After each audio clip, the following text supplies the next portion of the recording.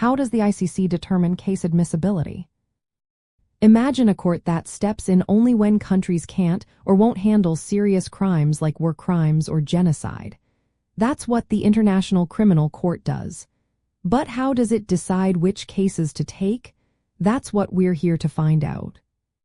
First, the ICC looks at whether the country with the main responsibility is already investigating or prosecuting the case.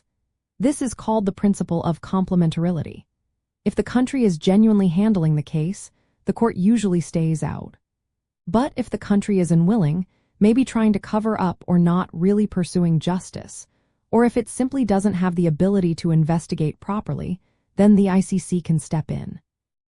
This respects the sovereignty of nations, but also makes sure serious crimes don't go unpunished. Next, the court considers how serious the crimes are. This is called the gravity assessment. The court looks at how many victims there are and how severe the crimes are. It also considers the nature of the crimes and the role of the accused. Only cases involving the most serious violations that threaten civilians or undermine international law are accepted.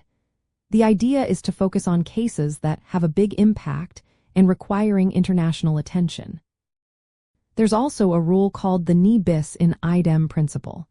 It prevents the ICC from trying someone if they have already been fairly tried in a national court. This helps avoid double jeopardy and respects the fairness of legal proceedings. When the court reviews a case, the pre-trial chamber, a group of judges, looks at the evidence and arguments. The prosecution must show clear, concrete proof that the accused committed the crimes. Victims can also participate in the process, making sure their voices are heard. All of these steps work together to decide if a case is admissible. This process makes sure the ICC acts as a last resort, stepping in only when national systems can't or won't do the job.